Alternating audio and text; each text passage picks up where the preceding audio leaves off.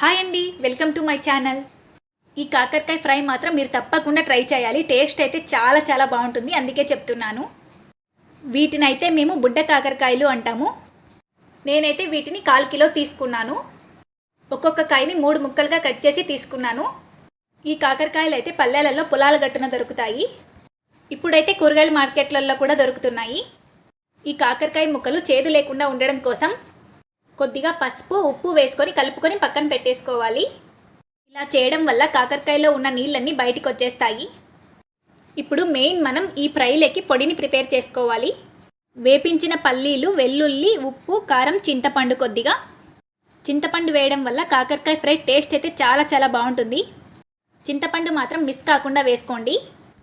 ఇవన్నీ ఒక మిక్సర్ జార్లోకి వేసుకొని ఇలా మిక్సీ పట్టుకోవాలి. ఈ పొడి ఫ్రైలేకి మాత్రమే కాదు, వేడివేడి అన్నంలోకి కొద్దిగా నెయ్యి వేసుకొని ఈ పొడి వేసుకొని తింటుంటే టేస్ట్ అయితే చాలా చాలా బాగుంటుంది. మనం పక్కన పెట్టుకున్న కాకరకాయ ముక్కల్ని ఇలా ఒత్తుకున్నట్లయితే అందులో ఉన్న వాటర్ అన్నీ బయటకు వచ్చేస్తాయి. ఇలాగే అన్ని కాకరకాయ ముక్కల్ని అందులో ఉన్న నీళ్ళని పిండేసుకొని పక్కన పెట్టేసుకోవాలి. స్టవ్ వెలిగించి ఒక పెనం పెట్టుకొని 1 స్పూన్ ఆయిల్ వేసుకోవాలి. ఆయిల్ వేడెక్కాక కాకరకాయ ముక్కల్ని వేసుకోవాలి. ఈ కాకరకాయ ముక్కల్ని స్టవ్ మీడియం ఫ్లేమ్లో పెట్టే వేపుకోవాలి.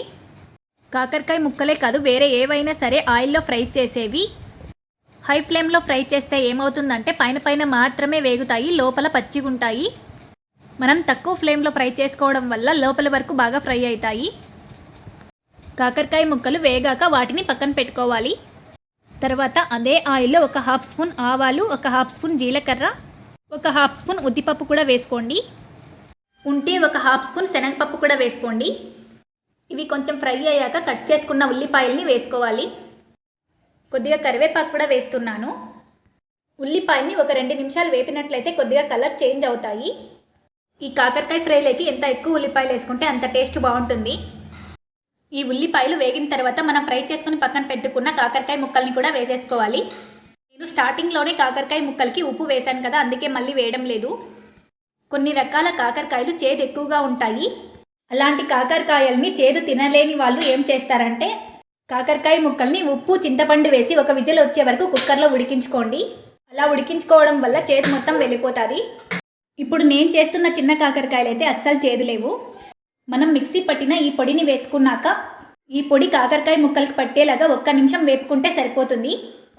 ఈ పొడి కాకరకాయ ఫ్రైకి మాత్రమే కాదు, అన్ని రకాల ఫ్రైలకి వాడుకోవచ్చు. టేస్ట్ చాలా బాగుంటుంది.